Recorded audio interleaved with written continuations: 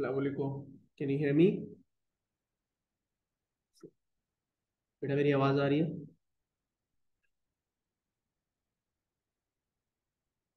Hello.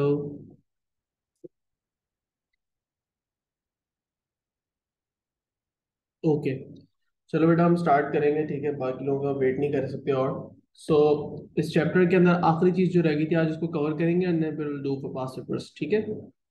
तो हमने resistance को डिफाइन किया था। रेजिस्टेंस को डिफाइन इस तरह किया था कि it is basically potential difference across a component divided by the current passing through that component। इस तरह आप रेजिस्टेंस को डिफाइन करते, this is the definition of resistance, right? But resistance actually depend किन चीजों पे करता है? किसी भी चीज का, किसी भी ऑब्जेक्ट का, किसी भी कंपोनेंट का जो रेजिस्टेंस है वो कौन से फैक्टर्स पे डिपेंड करता है? वेल, वो इन चार फैक्टर्स पे डिपेंड करता है जो अब आपको स्क्रीन पर नजर आने लगे। ओके, वो जो चार फैक्टर्स हैं, एक सेकेंड, थोड़ा सा स्क्रीन में लैग है। Switch my internet over to the other one ताकि आप जरा जल्दी जल्दी जो है वो आगे चल सके। Give me a minute.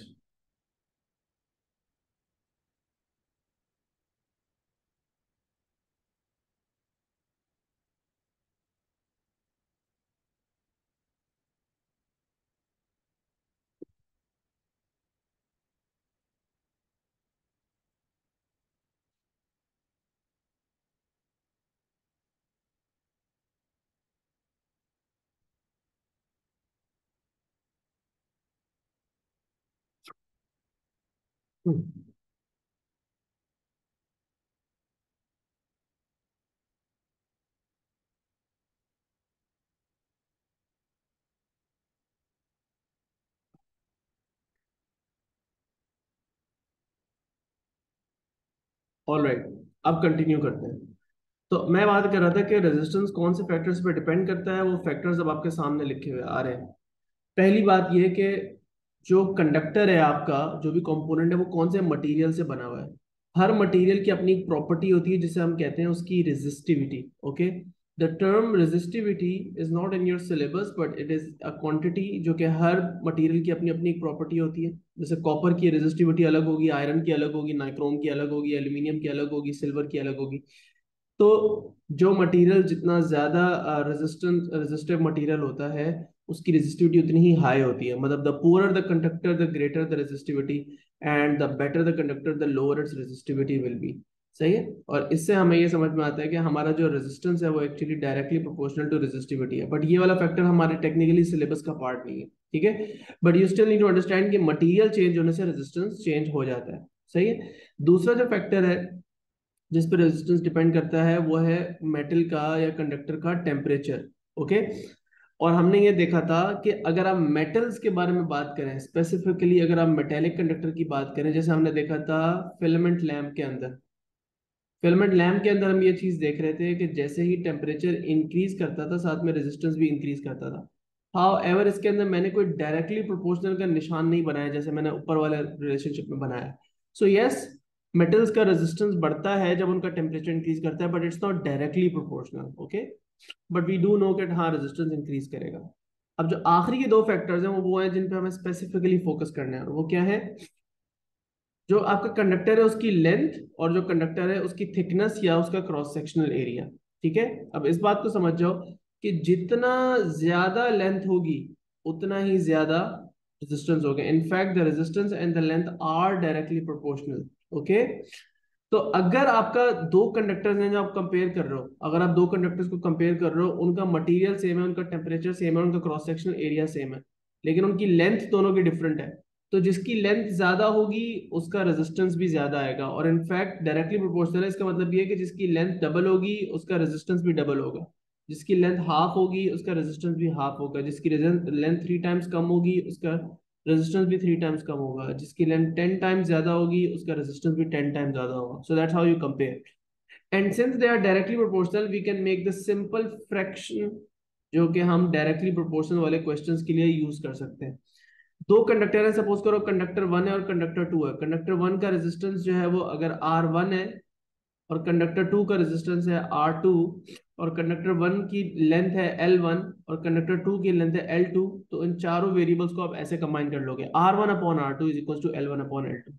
तो अगर आपको कंडक्टर 1 की लेंथ पता है, कंडक्टर 2 की भी लेंथ पता है, और कंडक्टर 2 का रेजिस्टेंस पता है, लेकिन कंडक्टर 1 का रेजिस्टेंस नहीं पता, तो इस फॉर्मूला में डाल के आप क्रॉस मल्टीप्लाई करके और अननोन क्वांटिटी को फाइंड आउट कर सकते हो। ठीक है। इसी तरह अब आप कंपेयर कर लो क्रॉस सेक्शनल एरिया को। क्रॉस सेक्शनल एरिया के अंदर रिलेशनशिप जो रेजिस्टेंस का है वो है इनवर्सली प्रोपोर्शनल। तो अगर बाकी सारी चीजें कांस्टेंट हो, ये और ये सब चीजें कांस्टेंट है, तो फिर एरिया और रेजिस्टेंस का आपस में रिलेशनशिप है इनवर्स प्रोपोर्शनल का। इसका मतलब ये हुआ कि जिस चीज का एरिया डबल है उसका रेजिस्टेंस हाफ होगा, जिस चीज का एरिया 10 गुना ज्यादा है उसका रेजिस्टेंस 10 गुना कम होगा। सो जितना ज्यादा थिन कंडक्टर होता है उतना ही ज्यादा रेजिस्टेंस उसका ज्यादा होता है, और जितना थिक कंडक्टर होता है रेजिस्टेंस उतना कम होता है। ठीक है। प्रोवाइडेड के बाकी सारे फैक्टर्स जो है जैसे लेंथ, मटेरियल और टेम्परेचर वगैरह वो सब बराबर है। ठीक है। अब क्योंकि ये है इनवर्सली प्रोपोर्शनल, तो इनवर्सली प्रोपोर्शनल में मैंने दो कंडक्टर्स के कंपैरिजन के लिए ये फॉर्मूला लिखा है। इसमें आप नोटिस करो मैंने क्या लिखा है, R1/R2, बट एरिया के अंदर मैंने A2/A1 लिख दिया। मैंने उल्टा क्यों लिख दिया यहाँ पे, बिकॉज ये इनवर्सली प्रोपोर्शनल है। तो अब आपको अगर एक कंडक्टर का एरिया पता है और दूसरे का एरिया पता है, लेकिन एक का रेजिस्टेंस पता है और दूसरे का रेजिस्टेंस नहीं पता, तो यहां से आप इस इक्वेशन में चारों वैल्यूज डाल के फाइंड आउट कर सकते हो। One more thing to keep in mind is कि देखो बेटा, आपका जो एरिया होता है ना, किसी वायर का जो शेप होती है वो क्या होती है, सिलिंड्रिकल शेप होती है, और ये उसका क्रॉस सेक्शनल एरिया है। लेकिन जो क्रॉस सेक्शनल एरिया है that itself is a circle, और सर्कल जो होता है वो सर्कल के डायमीटर के स्क्वायर पे डिपेंड करता है, या आप कह सकते हो कि उसके रेडियस के स्क्वायर पे डिपेंड करता है। ये एक ही बात है। ठीक है। तो अब इस बात को रियलाइज करना है बेटा कि डायमीटर अगर डबल होता है किसी सर्कल का, एक छोटी सी एग्जांपल दे रहा हूँ, इसको जल्दी से समझना। ठीक है। So let me give you a simple example over here and then we will move forward. आपके पास एक पिज्जा ये वाला है, स्मॉल, ठीक है, और आपके पास मीडियम पिज्जा है ये वाला। ठीक है, दोनों सर्कल की शेप के। ये मीडियम पिज्जा है। ठीक है। अब ये एग्जांपल बहुत कॉमन है। इसका डायमीटर है, सपोज कर लो 10 सेंटीमीटर, और इसका डायमीटर है 20 सेंटीमीटर। अब इनके एरिया को कंपेयर करते हैं। ठीक है। इसका एरिया कितना आएगा, इसका एरिया कितना आएगा, हम कैसे निकाल सकते हैं, πr² से निकाल सकते हैं, या πd²/4 से निकाल सकते हैं। ठीक है। सो अगर मैं इसका एरिया निकालूं πr² से, पाई इंटू 5 का स्क्वायर, तो मेरे पास आंसर क्या आएगा। 5 क्यों कर रहा हूँ बेटा, क्योंकि डायमीटर को मैंने हाफ करके फिर इसमें डाला है, तो मेरे पास आंसर आ रहा है 78.5। ठीक है, ये इसका एरिया आ रहा है। अब दूसरे वाले का एरिया निकालता हूँ, π×10 का स्क्वायर। ठीक है। सो π×10 का स्क्वायर किया, मेरे पास एरिया आ रहा है 314.2। अब आप नोटिस किया आपने कोई बात, डायमीटर को डबल करने से एरिया पे क्या फर्क पड़ा, डायमीटर को डबल करने से एरिया पे क्या फर्क पड़ा। अब यही बात है जो आपने नोटिस करनी है। अगर मैं कहता हूं कि यहाँ पे एरिया की वैल्यू आ रही है ए, तो वहां पे एरिया डबल नहीं हुआ। नोटिस करो 78.5 के मुकाबले में क्या 314 डबल है या डबल से ज्यादा है। अगर आप कंपेयर करो इस वाली वैल्यू को इस वाली वैल्यू से डिवाइड करके देखो, तो आपको पता चलेगा कि ये वाली वैल्यू कितने गुना ज्यादा आ रही है। इस 314 को 78.5 से डिवाइड करके देखो and you will realize that it's actually 4, which means कि ये वाला जो एरिया है ये 4 टाइम्स ज्यादा आया है। What do you learn from it, कि एक्चुअली जो रिलेशनशिप है एरिया और डायमीटर का या एरिया और रेडियस का वो स्क्वायर के साथ प्रोपोर्शनल है, विच मीन्स कि डायमीटर डबल करने से एरिया 4 गुना ज्यादा आता है। इसका मतलब अगर मैं अब आगे अगला सवाल करूं तुमसे कि अगर मेरे पास एक लार्ज पिज्जा हो, now very quickly let's do a comparison. अब मेरे पास अगर एक लार्ज पिज्जा हो, लार्ज पिज्जा जो है उसका डायमीटर है 30 सेंटीमीटर, तो इसका एरिया कितना गुना ज्यादा आएगा compare to the first pizza, the large pizza. इसका एरिया कितने टाइम ज्यादा आएगा। अगर इसका एरिया ए है और इसका एरिया 4a है, तो इसका एरिया कितना आएगा, any ideas. Without calculating can we predict this now? अब स्क्वायर के बारे में सोचो, आप थिंक अबाउट स्क्वायर्स। जब डायमीटर को आपने 2 टाइम्स बढ़ाया, डायमीटर अगर यहां पे मैं कहता हूं डी था, तो यहां पे डायमीटर था 2D। तो यहाँ पे एरिया ए था, यहाँ पे एरिया हो गया 4A। अब यहाँ मैंने डायमीटर को कर दिया 3D। अब 3 का स्क्वायर क्या होता है, मुझे बता दो जल्दी से। 3 का स्क्वायर क्या होता है? 3 का स्क्वायर क्या होता है? यस, फातिमा।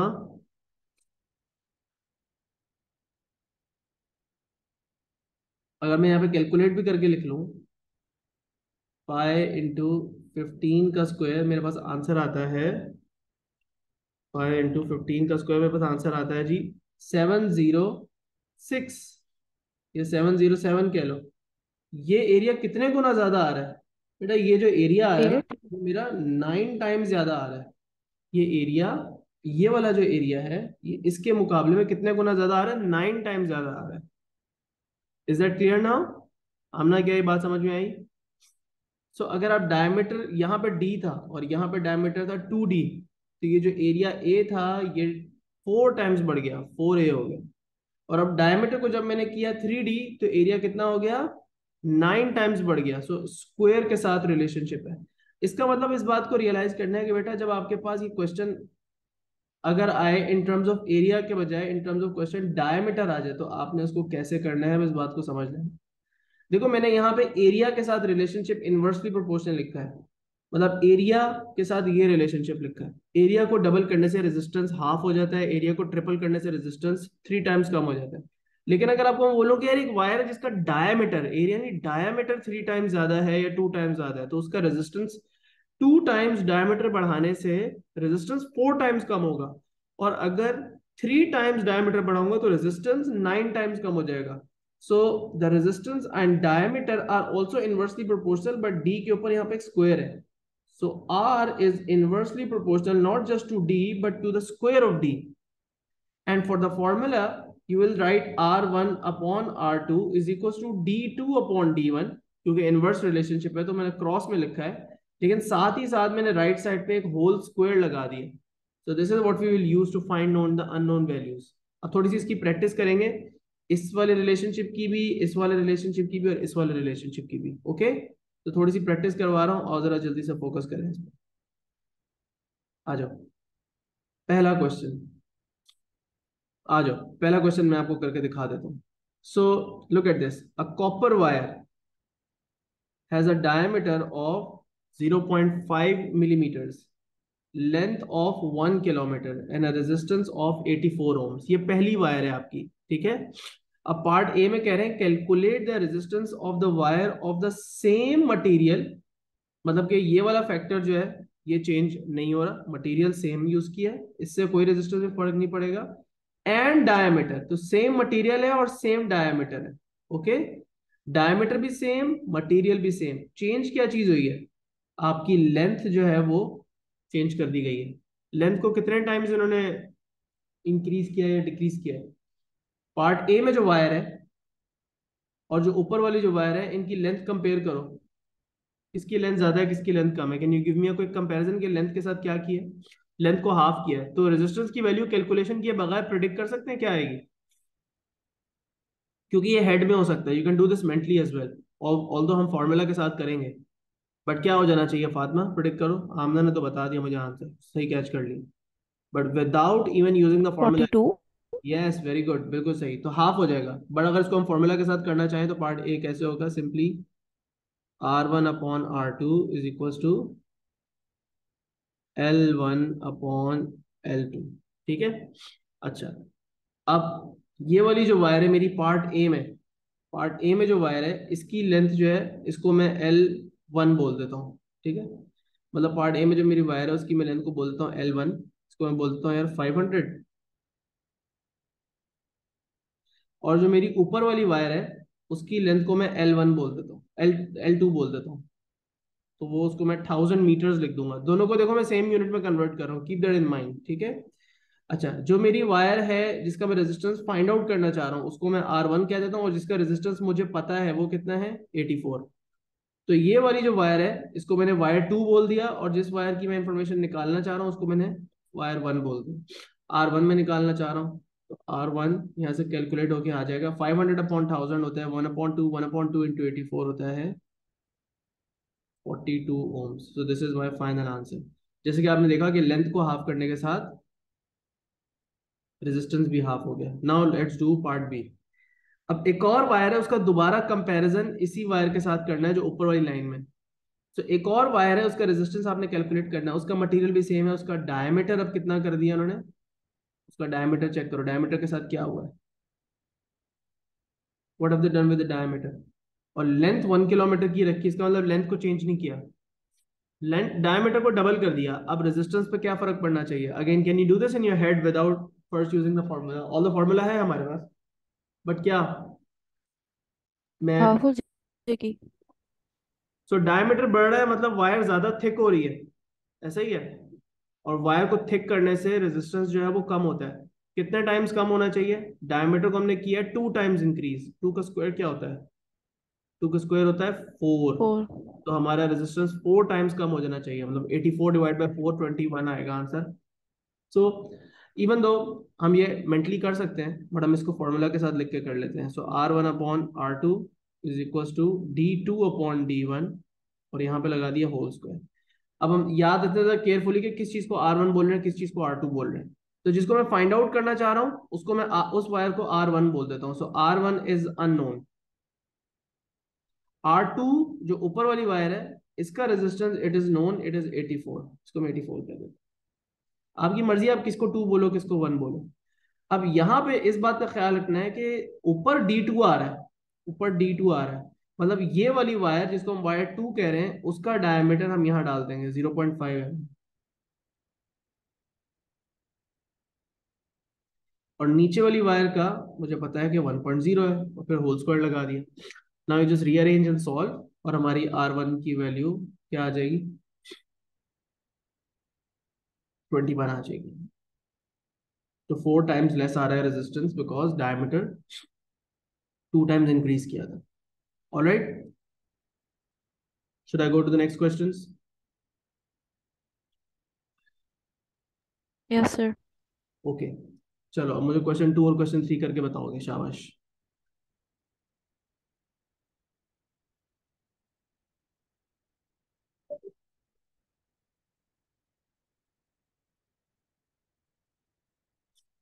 2 और 3 के मुझे जल्दी जल्दी बस आंसर चाहिए, शाबाश जल्दी से।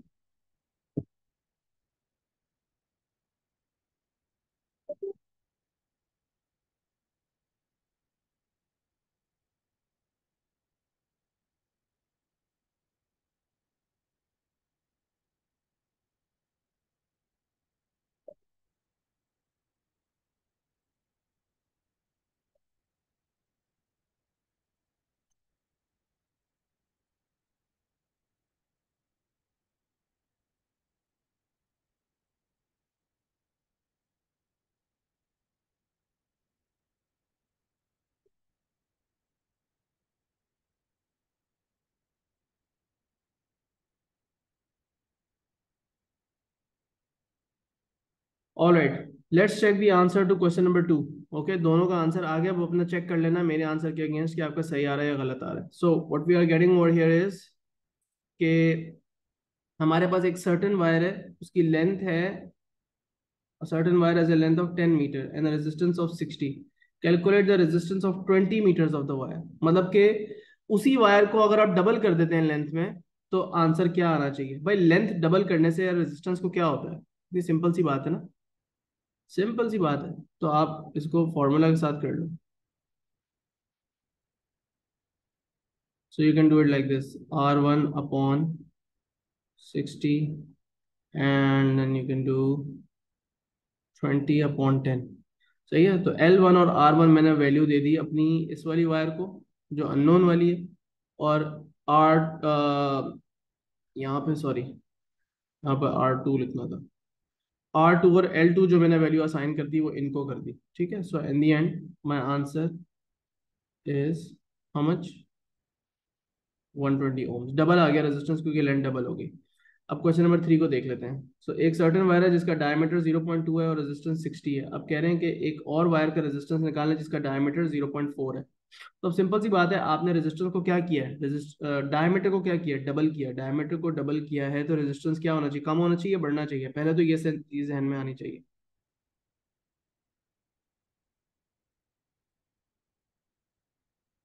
कम होना चाहिए। और कितने टाइम्स कम होना चाहिए, क्योंकि रेजिस्ट डायमीटर को आपने बढ़ाया है 2 टाइम्स, तो रेजिस्टेंस होना चाहिए 4 टाइम्स कम।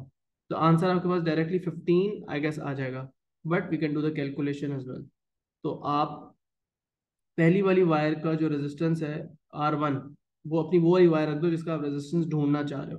ठीक है, जिसका रेजिस्टेंस आपको पता है R2, उसको आप 60 कह दो। अब R2 वाली का जो डायमीटर है, R2 वाली का जो डायमीटर है वो यहाँ आएगा। तो यहाँ पे डायमीटर वो आएगा जो आपको पता है। और वो है आपकी वो वाली वायर जिसका डायमीटर इस जगह डालेगा 0.2।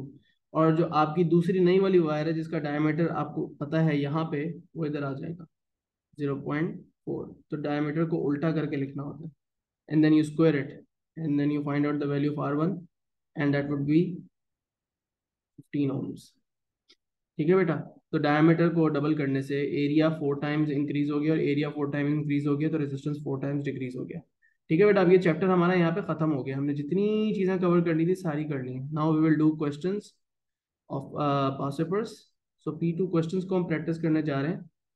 और उसके लिए आई गेस मैंने आपको क्वेश्चन मार्क करके दे दिए थे। मार्क करके दे दिए थे क्वेश्चन या नहीं?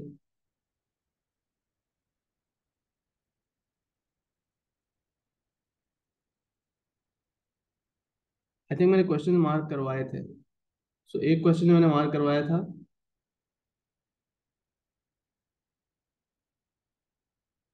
मैंने रिमेम्बर मैंने कौन कौन से क्वेश्चन मार्क करवाए थे?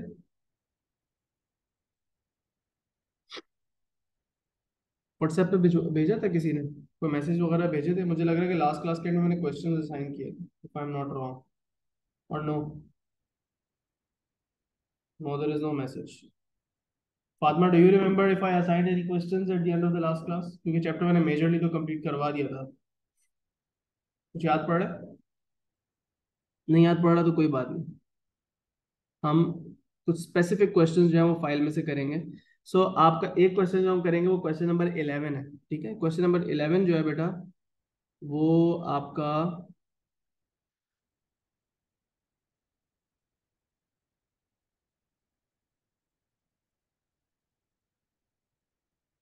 यहाँ से स्टार्ट हो रहा है। एक मिनट रुको, बल्कि can you give me 1 minute, late me just see कि मैंने क्या फाइल अपलोड की हुई है। ऐसा ना हो कि आपके पास दूसरी फाइल हो, मेरे पास कोई और फाइल हो।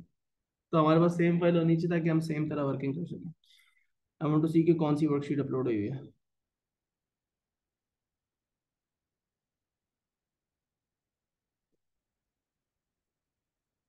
Level physics.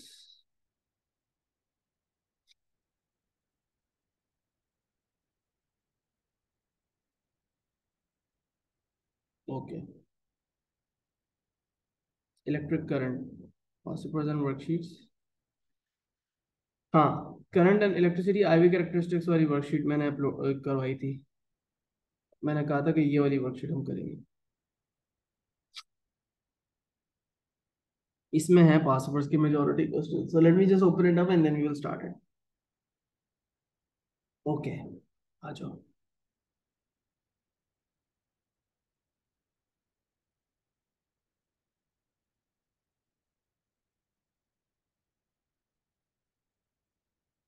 चलो आओ। तो पहला क्वेश्चन जो हम स्टार्ट करने लगे हैं वो मई जून 2008 का है। ठीक है, मई जून 2008 पेपर 2 क्वेश्चन नंबर 6, ये वाला क्वेश्चन है। अब अपने पास ओपन करना है, आपने अपने फाइल में ओपन कर लो, और अगर मेरे साथ साथ करना है तो यहाँ से कर लो। आ जाओ।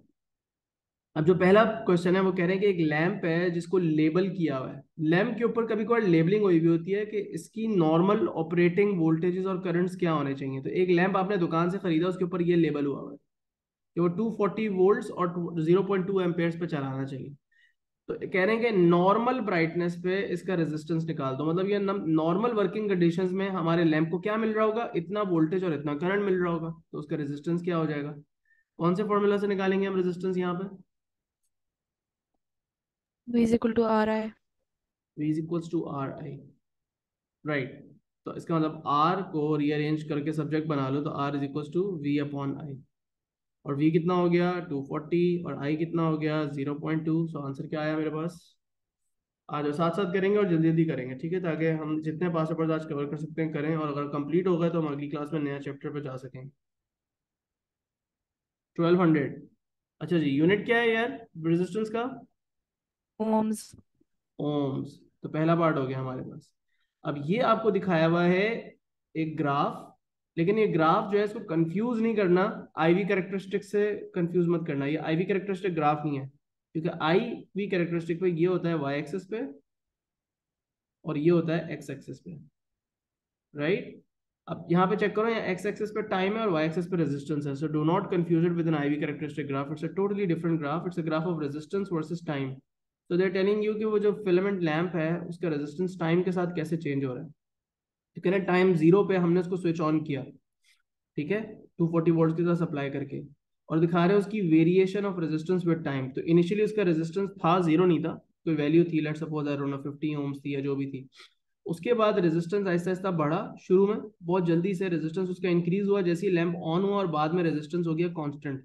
अब ये बल्ब यहाँ पे ऑन हुआ था, इस टाइम पे इसको ऑन किया था, अब ये ऑन ही है थ्रू आउट, लेकिन इसका रेजिस्टेंस एकदम से बढ़ा और फिर स्टेडी हो गया। अब वो कह रहे हैं कि करंट कैसे वेरी करेगा विद टाइम टी।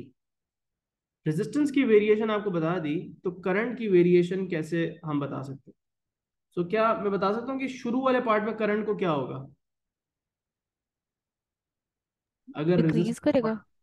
अगर हाँ, तो रेजिस्टेंस बढ़ रहा है, दोबारा से बात कर लेते हैं, रेजिस्टेंस इंक्रीज कर रहा है, तो इसलिए इनिशियली हमारा जो करंट है वो करेगा डिक्रीज, इनिशियली करंट डिक्रीजेस, क्योंकि पावर सप्लाई तो उसको 240 वोल्ट्स की मिल रही है ना,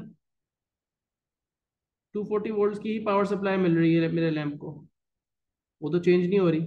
इनिशियली मेरे बल्ब का रेजिस्टेंस कम क्यों है? Can you think of a reason why the bulb has a lower resistance initially as it was switched on, and then later on it has a higher resistance? इसको हमने explain किया था, इसकी reason explain की थी, यहाँ पे पूछी भी नहीं है, लेकिन वैसे ही मैं आपसे डिस्कस कर रहा हूँ। पर टेम्परेचर लो था. टेम्परेचर लो होता है, शुरू में बल्ब हमारा कोल्ड होता है, तो कोल्ड बल्ब का रेजिस्टेंस इनिशियली कम होता है, बाद में ये होता है कि उसका टेम्परेचर, अपना नॉर्मल ऑपरेटिंग टेम्परेचर जो होता है बल्ब का, वो बहुत हाई होता है, तो वो हॉट हो जाता है बल्ब, और हॉट बल्ब का रेजिस्टेंस ज्यादा होता है, लेकिन अब टेम्परेचर मेंटेन रहेगा तो रेजिस्टेंस भी मेंटेन रहेगा एनीवेज। एंड लेटर, क्योंकि रेजिस्टेंस जो है वो आपका कंसिस्टेंट हो गया, तो हम बोलेंगे हमारा करंट भी कांस्टेंट हो जाएगा, एंड लेटर करंट रिमेन्स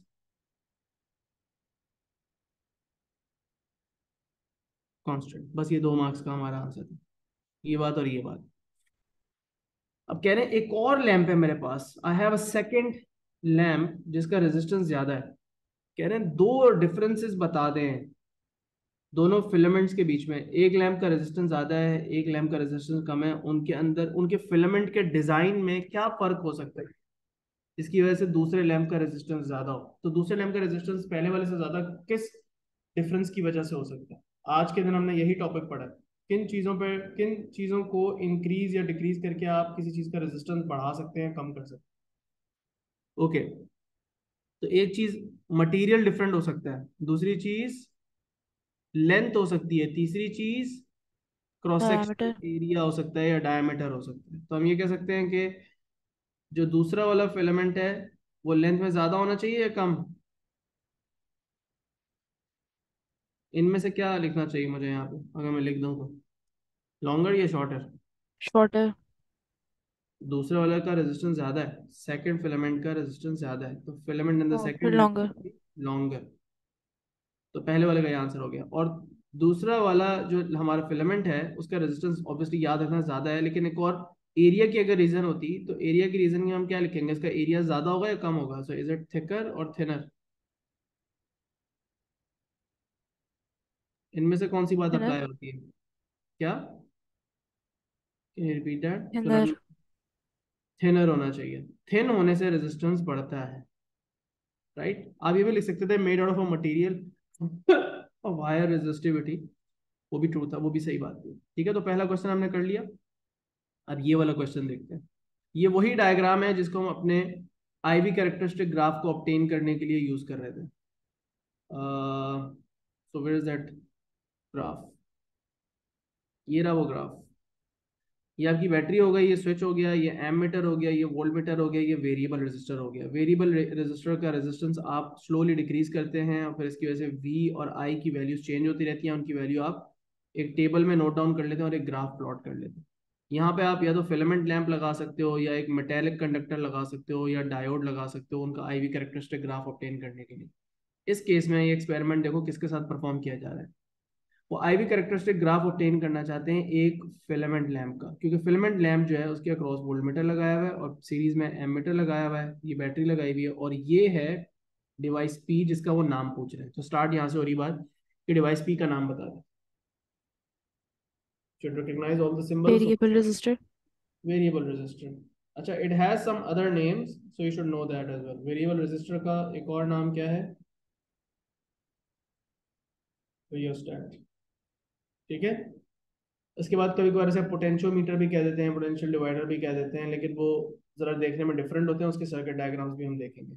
अब कह रहे हैं कि एक फिलामेंट लैंप का आई वी ग्राफ की शेप आपको होनी चाहिए याद। तो क्या आप स्केच कर सकते हैं? कैसा स्केच बनता है फिलामेंट?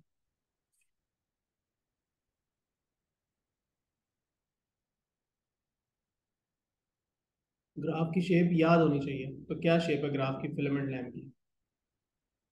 हमने देखा था कि मेटेलिक कंडक्टर जो होता है उसकी शेप होती है इस तरह की। A metallic conductor at constant temperature has this shape, straight line passing through 0,0। Filament lamp की कुछ इस तरह की शेप होती है।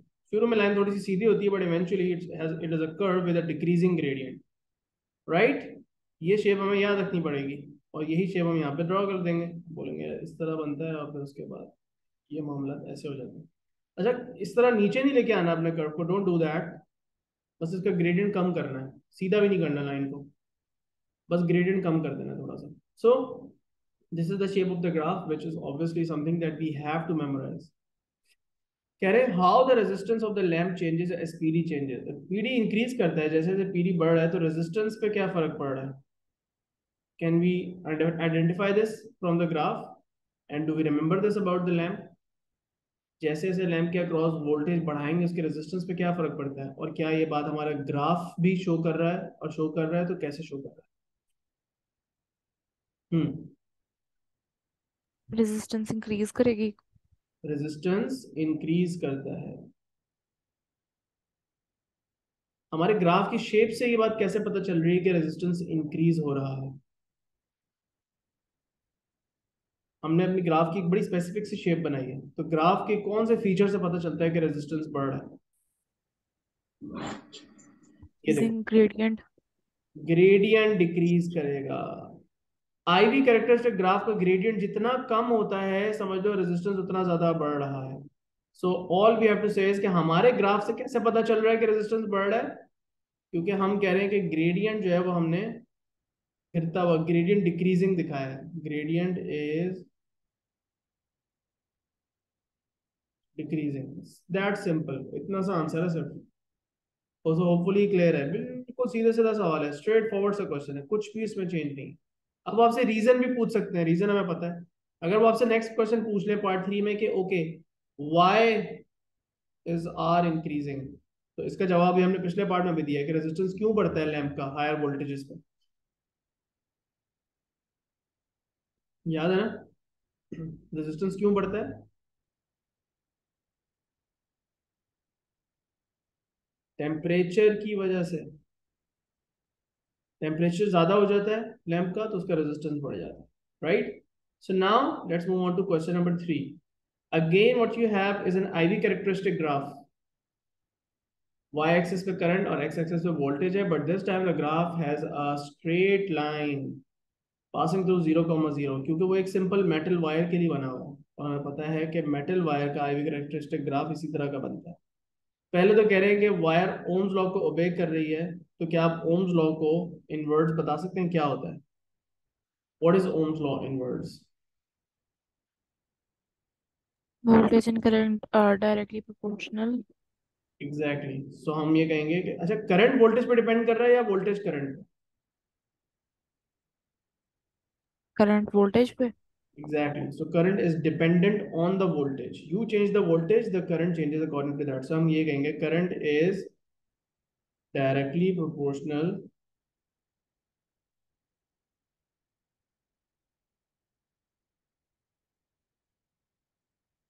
वोल्टेज नहीं लिखोगे आप, क्या वर्ड यूज करोगे? Potential difference.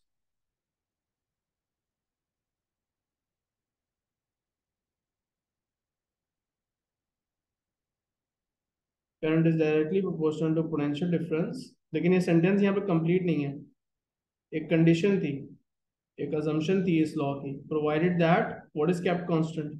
Resistance. No no no no, resistance रहेगा ऑब्वियसली कांस्टेंट, बट उसके पीछे रीजन क्या थी? Temperature. Conditions such as temperature, conditions भी लिख सकते हैं physical conditions, but specifically temperature के बारे में बात हो रही है, तो प्रोवाइडेड दैट टेम्परेचर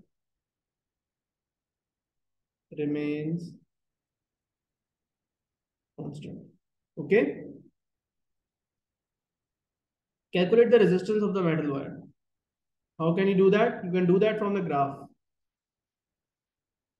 रेजिस्टेंस का फॉर्मूला है V अपॉन I, और आप इस ग्राफ से लिटरली जो मर्जी पॉइंट उठा लो, कोई सा भी पॉइंट उठा लो अपनी पसंद का, तो for example you can pick this point, यहाँ पे ये आपकी पोटेंशियल डिफरेंस की वैल्यू हो गई, ये करंट की वैल्यू हो गई, और आप बस यहाँ से आप V अपॉन I करो और आपके पास आंसर आ जाएगा।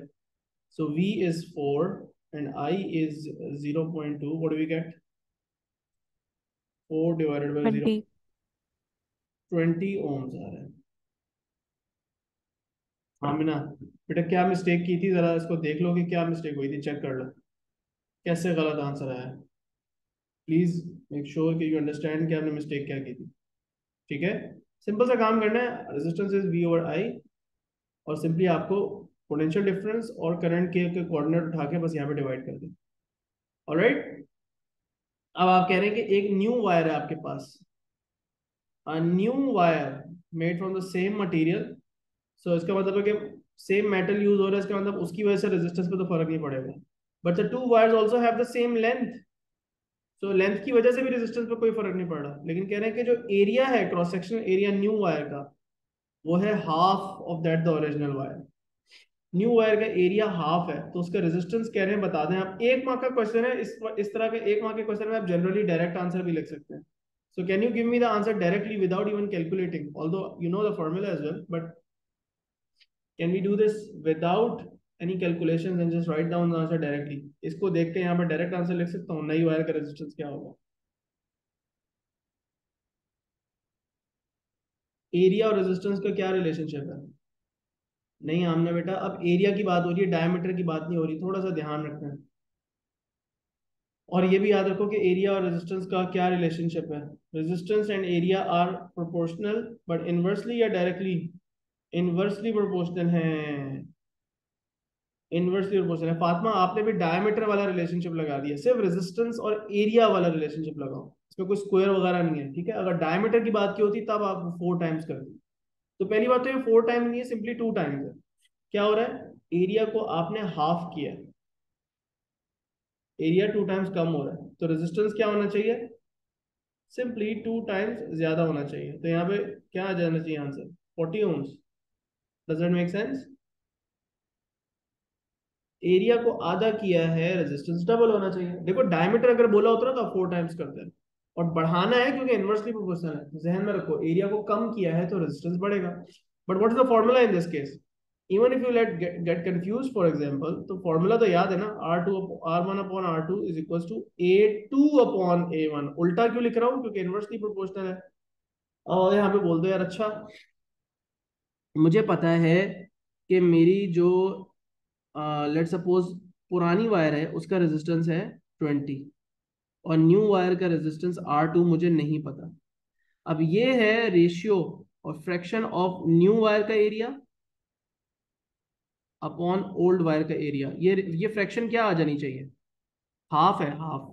न्यू वायर का एरिया हाफ है ऑफ द ओल्ड वायर, तो ये फ्रैक्शन क्या आनी चाहिए? 1/2 आनी चाहिए फ्रैक्शन यहाँ पे। क्या मैं यहाँ पे 1/2 लिख सकता हूँ? सिंपल फ्रैक्शन है ना, हाफ का मतलब 1/2 होता है। अब R2 को रीअरेंज करके फाइंड आउट कर लो। R2 कहाँ चला जाएगा? R2 यहाँ चला जाएगा। 20 के साथ यहाँ जगह बना के 2 को इधर मल्टीप्लाई कर दो, और यहाँ पे मैंने मल्टीप्लाई किया, और 20 × 2 40 आंसर आ गया। Are we clear about this? दोनों को समझ में आ गया? Yes sir. Draw a line. अच्छा, फिगर 6.1, मतलब इसी ग्राफ, इसी ग्रिड के ऊपर एक लाइन बनानी है to show how the current varies with PD for the new wire. New wire के लिए भी अपने आईवी कैरेक्टरिस्टिक बनाना है। उसका रेजिस्टेंस डबल है। डबल रेजिस्टेंस वाली वायर का लाइन कैसी बननी चाहिए? पहली बात तो ये कि देखो, मेटल की वायर है तो obviously it will be a straight line passing through 0,0। But अब सवाल ये है कि उसकी लाइन ज्यादा स्टीप बनेगी या लेस स्टीप बनेगी, और अगर लेस स्टीप बनेगी तो कितनी लेस स्टीप बनेगी, और अगर ज्यादा स्टीप बनेगी तो कितनी ज्यादा स्टीप बनेगी। So that is the whole question. Now think about this. हमने ये कंपैरिजन किया हुआ है यहाँ पे। ये दो वायर्स हैं जिनके आईवी कैरेक्टरिस्टिक ग्राफ बने हुए। हमारी जो न्यू वायर है उसका रेजिस्टेंस ज्यादा है, तो उसका ग्रेडियंट लेस स्टीप होना चाहिए, मोर स्टीप? पहला सवाल तो ये। आई वी ग्राफ है, याद रखो। तो हमारा वाला जो रेजिस्टेंस है वो हायर, न्यू वायर का रेजिस्टेंस ज्यादा है। तो न्यू वायर का रेजिस्टेंस अगर ज्यादा है तो उसका ग्रेडियंट लेस स्टीप होगा। Are we clear about this? अब लेस स्टीप होगा तो कहीं ऐसे बनेगी लाइन, बट अब question is how less steep? Exactly 2 times ज्यादा है रेजिस्टेंस, मतलब ग्रेडियंट एग्जैक्टली 2 टाइम्स कम होगा। क्या ये बात समझ में आती है? मतलब जहां से मेरी ऊपर वाली लाइन गुजरती है, यहां से गुजर रही है, तो अगर यहां से लाइन गुजर रही है 0.5 से, तो मेरी लाइन गुजरेगी 0.25 से। पुरानी वाली वायर का करंट अगर यहाँ पे 0.1 है, तो मेरी वाली वायर का रेजिस्टेंस डबल है, उसमें करंट हाफ होना चाहिए, मतलब वो यहाँ से गुजरेगी। फिर उसमें जब इसमें करंट 0.2 था, तो मेरी नई वायर में करंट होगा 0.1।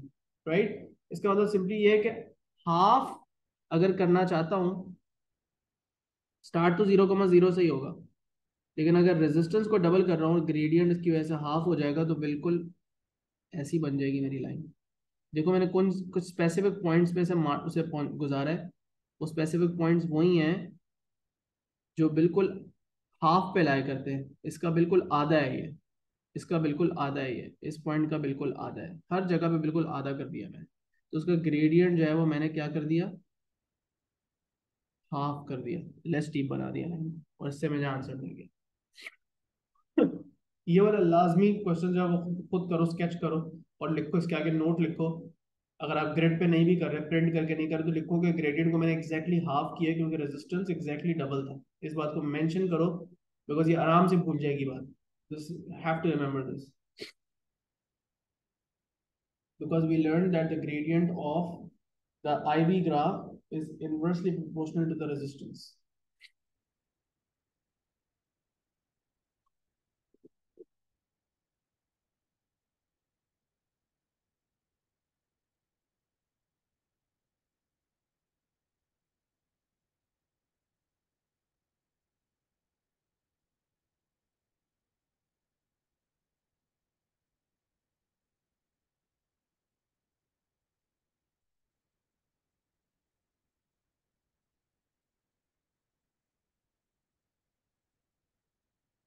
All right, let's move forward and do another question.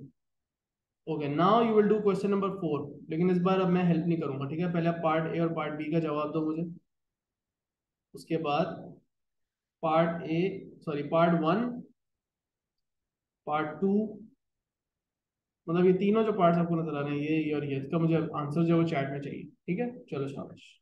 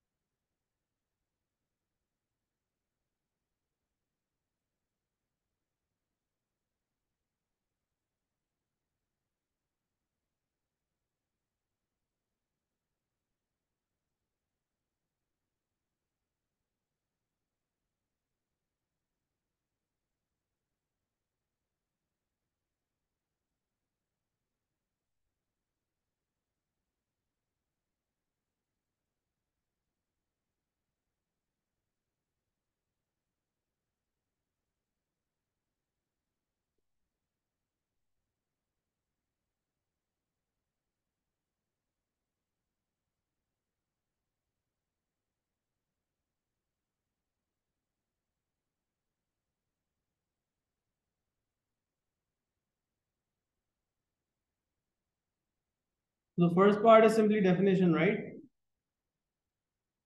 Potential difference की डेफिनेशन बतानी है। सेकंड पार्ट के अंदर ग्राफ से कैसे पता चल रहा है कि करंट और पोटेंशियल डिफरेंस प्रोपोर्शनल नहीं है, how does the graph show this. हमें पता होना चाहिए कि डायरेक्टली प्रोपोर्शनल का ग्राफ कैसा होता है और ये ग्राफ डायरेक्टली प्रोपोर्शनल का क्यों नहीं है। ओके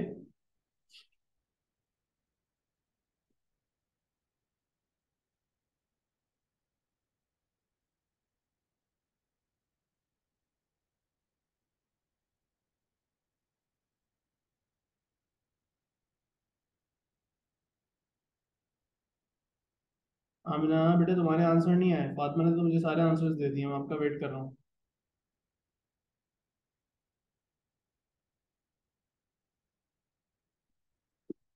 पोटेंशियल डिफरेंस की डेफिनेशन हमने क्या पढ़ी थी, वर्क डन। ठीक है, ये वाला जवाब आपका सही है हमने, इसका क्या आंसर होगा, पीडी का work done per unit charge. थोड़ा सा समराइज करके लिख रहा हूँ ना, एग्जैक्ट डेफिनेशन आप वही नोट्स वाली लिख दो तो proper. Work done per unit charge to drive it across component. अब यहाँ पे लैंप की बात हो रही है तो मैं यहाँ पे लैंप लिख देता हूँ। इस सवाल में स्पेसिफिकली इन्होंने लैंप का वर्ड यूज किया तो मैं लैंप बोल देता हूँ। ठीक है, बट बात एक ही वही है। How does the graph show it is not proportional, line is not straight, या लाइन का ग्रेडियंट कांस्टेंट नहीं है, सिंपल बात, या ग्रेडियंट कांस्टेंट नहीं है, right. Why the current is not proportional to PD, अब क्यों नहीं है, क्योंकि टेम्परेचर चेंज होता है, राइट, टेम्परेचर चेंज होता है, इसकी वजह से नहीं है, खत्म। आगे अभी भी लिख दो, टेम्परेचर चेंज होने से रेजिस्टेंस चेंज हो जाता है, इसलिए करंट और वोल्टेज डायरेक्टली प्रोपोर्शनल नहीं रहते, क्योंकि लैंप का ग्राफ है और लैंप के अंदर हमें सारी स्टोरी पता है। अच्छा, एक बात थोड़ी सी जहन में रख लो कि 1.5 वोल्ट के सेल लगाए हुए सीरीज में, सही है। अब वो कह रहे हैं कि आप ये बता सकते हैं कि नॉर्मल ब्राइटनेस पे, ओके ये बात उन्होंने खुद बता दी, 4 सेल्स लगे हुए हैं 1.5 वोल्ट के, 1 2 3 4, तो 1.5 1.5 1.5 1.5 हमारे पास 6 वोल्ट का ईएमएफ आ जाएगा। अब वो ये कह रहे हैं कि क्या करंट निकाल सकते हैं आप लैंप के अंदर, फाइंड यूज फिगर 11.1। अब 11.1 क्या है, आपका ग्राफ, ग्राफ किस चीज का है, आई और वी का। अगर आपको वी उन्होंने बता दिया तो आई का कोऑर्डिनेट आपने सिर्फ और सिर्फ ग्राफ से जाके देखना है, हो जाएगा ये काम। तो क्वेश्चन को हमेशा गौर से पढ़ना है, आपने ग्राफ को यूज करना है। तो मैं आपको ग्राफ दिखाता हूँ, आप मुझे वहां से बताओगे कि क्या करंट की वैल्यू आएगी। ये देख लो graph. So you know what is the voltage across the lamp, what is the potential difference, 6। तो 6 के ऊपर आप यहां से उठाओ और यहाँ पे आपके पास करंट की वैल्यू आ गई 350। लेकिन यूनिट गलत नहीं लिखना है, एम्पेयर खाली 350 नहीं लिखना, 350 के साथ एम्पेयर भी नहीं लिख सकते क्योंकि ये एम्पेयर में है ही नहीं, ये क्या है, मिली एम्पेयर्स में है। और अगर आप एम्पेयर में कन्वर्ट करके लिखना भी चाह रहे हो तो फिर पहले यहाँ पे लिखो भाई 350 मिली एम्पेयर्स। वैसे तो आप डायरेक्टली यहाँ पे 350 मिली एम्पेयर्स लिख सकते हो आंसर, लेकिन अगर आप कन्वर्ट करके लिखना चाह रहे हो तो उसको 1000 से डिवाइड कर दो, ये कितना हो जाएगा, 0.35 एम्पेयर्स। ओके, 1000 से डिवाइड हो गया। Calculate the charge that passes through the lamp in 2 hours.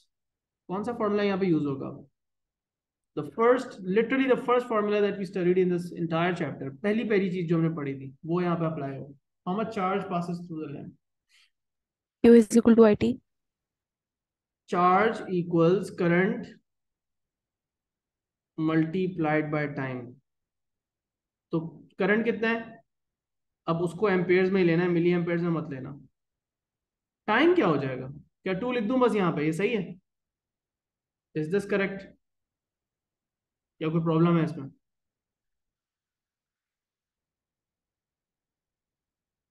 नहीं आमना, no no no no no. Seconds में दो कन्वर्ट करना है। आवर्स में 120 मिनट्स होते हैं, आपको सेकंड्स में कन्वर्ट करना है, तो आप इसको 60 से 2 दफा मल्टीप्लाई करोगी। So 2 hours into 60 and then into 60 again, या फिर आप 3600 से मल्टीप्लाई कर लो। तो this is how you will calculate what would you get in the and.